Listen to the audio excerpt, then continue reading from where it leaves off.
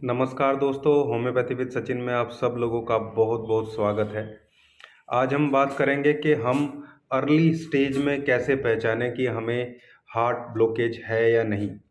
बिना किसी टेस्ट के हम घर पे कैसे मैक्सिमम केस में अपनी स्थिति को आइडेंटिफाई कर सकते हैं कि हमारे हार्ट में ब्लॉकेज है या नहीं और वो किस डिग्री की है। तो चलिए आज का वीडियो स्टार्ट करते हैं।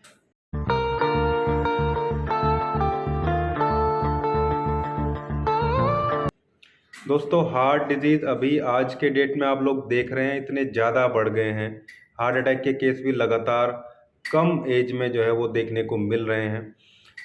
मैक्सिमम केस में ये जो कारण है, मतलब आप मान के चलिए 90% केसेस जो हैं वो ब्लॉकेज के ही हमें देखने को मिल रहे हैं। इसके पीछे लाइफस्टाइल बहुत बड़ा इशू है। जो खाना पीना अभी चल रहा है वो बहुत प्रॉब्लमेटिक है। और ऐसा नहीं है कि ये स्थिति एक दिन में डेवलप होती है। इस स्थिति को बनने में, इस प्रॉब्लम को बनने में सालों लग जाते हैं। पिछले कई सालों में जो जंक फूड हैं और जो फास्ट फूड, उनका चलन बहुत ज़्यादा बढ़ गया है। घर में भी बहुत ऑयली स्पाइसी फूड खाना लोग शुरू करते हैं और अल्कोहल का कंजप्शन भी लगातार जो है वो बढ़ता चला जा रहा है, जिसकी वजह से ये इतनी सारी प्रॉब्लम हार्ट में देखने को मिल रही है। पहले हम ब्लॉकेज को समझें। हार्ट हमारे बॉडी का एक वाइटल, बहुत इंपॉर्टेंट ऑर्गन है जो पूरी बॉडी को ब्लड सप्लाई करने का काम करता है और ब्लड के थ्रू ही सारे न्यूट्रिएंट, ऑक्सीजन जो है हमारे ऑर्गन तक पहुंचते हैं। लेकिन क्योंकि हार्ट भी एक ऑर्गन है, उसको भी ब्लड चाहिए, उसको भी ऑक्सीजन चाहिए। तो ब्लड को सप्लाई करने के लिए तीन मेन आर्टरीज हमारी ब्लड में होती है। Right coronary arteries, left coronary arteries और एक एलएडी होती है हमारी। ये तीन आर्टरीज हो गई जिनके थ्रू ब्लड जो है हमारे हार्ट में आता है। ये पिक्चर में आप लोग समझ सकते हैं। दूसरा, जब इन तीन आर्टरी में से किसी एक में ब्लॉकेज रहता है, उसी को हम हार्ट की ब्लॉकेज बोलते हैं या कोरोनरी आर्टरी डिजीज बोलते हैं। और इन्हीं की वजह से जो है वो अटैक होता है। हार्ट के किस हिस्से में अटैच है, ब्लॉकेज है, उस पर डिपेंड करता है कि अटैक कितना सीवियर रहेगा। जैसे थोड़े से हिस्से में दिख रहा है आर्टरीज, कितने बड़े एरिया में वो ब्लड सप्लाई को बंद करेगा ब्लॉकेज होने से। बहुत थोड़े एरिया में करता है, उसको माइनर अटैक बोलते हैं। कई बार पता भी नहीं चलता है और कई बार थोड़ी बहुत ड्यूरेशन में वो ठीक हो जाता है खुद ही। लेकिन अगर थोड़े बड़े एरिया में ब्लॉकेज होता है, ब्लॉकेज ऐसा होता है जो बड़े एरिया की ब्लड सप्लाई को बंद कर दे ब्लॉकेज होने से, तो उसको हम मेजर अटैक बोलते हैं। लेकिन अगर एक पूरे के पूरे हिस्से में सप्लाई गड़बड़ हो ब्लॉकेज की वजह से, तो वो मैसिव अटैक होता है जो सबसे खतरनाक होता है। लेकिन इससे भी ज़्यादा अब ये ज़रूरी है कि हम आइडेंटिफाई कैसे करें। हर बार टेस्ट कराना, हर बार इतने सारे एंजियोग्राफी कराना, ये सब इतना इजी काम नहीं है। इन सब में सिग्निफिकेंट टाइप ऑफ रिस्क हमेशा रहते हैं सारे टेस्ट में, खासकर एंजियोग्राफी में। तो ऐसा तो नहीं है हम हर छठे महीने एंजियोग्राफी कराने जाएंगे, या फिर हम कम उम्र में कैसे पहचानें ये हमारे हार्ट में पेन होता है तो हम कैसे आइडेंटिफाई करें ये ब्लॉकेज है या फिर क्या है। गैस की वजह से भी होता है। तो सबसे पहले तो जिनको पेन होता है लेफ्ट साइड ऑफ चेस्ट में, हार्ट के एरिया में पेन होता है, वो लोग जिस टाइम पेन होता है उस टाइम सोर्बिट्रेट एक गोली आती है छोटी सी, सोर्बिट्रेट की गोली को जीभ के नीचे रखें। और या जिस टाइम दर्द हो रहा है उस टाइम थोड़ा सा चल के और फिर गोली को रोकें। अगर उस गोली को लेने से हार्ट का जो पेन है वो ठीक हो जाता है तो फिर ये ब्लॉकेज का मतलब हार्ट का पेन है। लेकिन अगर ठीक नहीं होता है तो फिर वो गैस का पेन है, क्योंकि सोर्बिट्रेट क्या करता है, हार्ट की जो आर्टरीज है उनको चौड़ी कर देता है। कहीं ब्लॉकेज है तो ब्लड की सप्लाई बढ़ जाती है। लेकिन ब्लॉकेज कितना है, कैसे है, वो पहचानने के लिए भी बहुत सिग्निफिकेंट टाइप का प्रोसीजर है जो मैं आपको बता रहा हूँ अभी। बहुत इंपॉर्टेंट है, गौर से सुनिएगा। अगर किसी को बैठे बैठे हार्ट में पेन रहता है, मतलब आपने सोर्बिट्रेट से आइडेंटिफाई कर लिया ये हार्ट का पेन है, अगर वो उसको बैठे बैठे भी पेन है, बैठे हुए और लेटे हुए भी उसको पेन है, तो समझिए उसकी ब्लॉकेज 80% से ऊपर है। 90% के आसपास उसकी ब्लॉकेज है, जो बहुत खतरनाक है। उसको किसी भी टाइम कुछ गड़बड़ हो सकती है।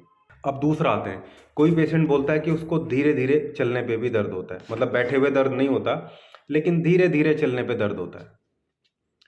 वॉकिंग करेगा दर्द होगा और उसको आप समझिए कि उसको लगभग 80% के आसपास, 75-80% के आसपास ब्लॉकेज नज़र आती है। 80% ही मान के चलिए आप।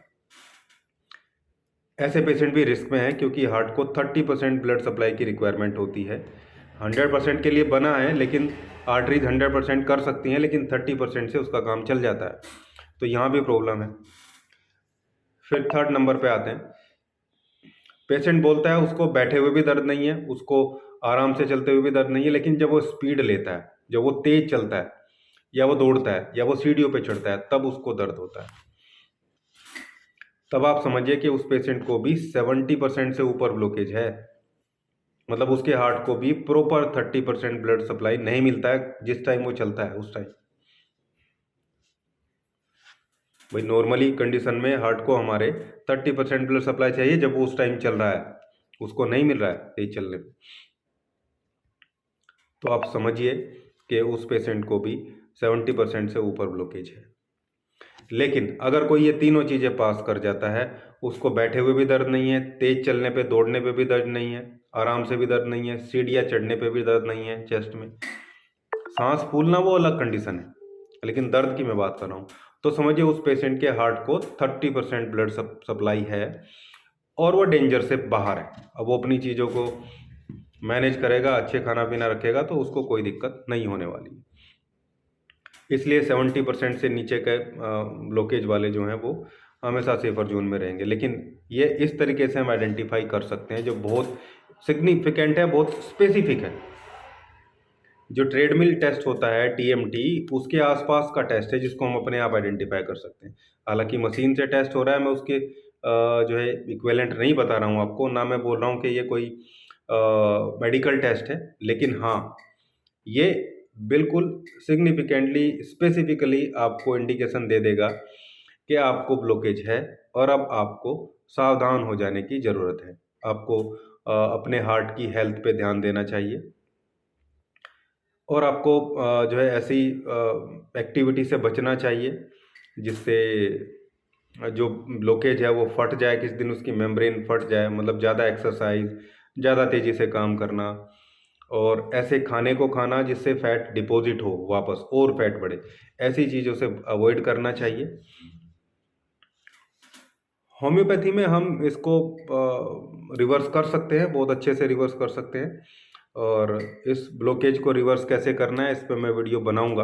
अब नेक्स्ट वीडियो में इसके जो ट्रीटमेंट पे ही बनाऊंगा, क्योंकि अभी बताऊंगा तो वीडियो बहुत लंबा हो जाएगा।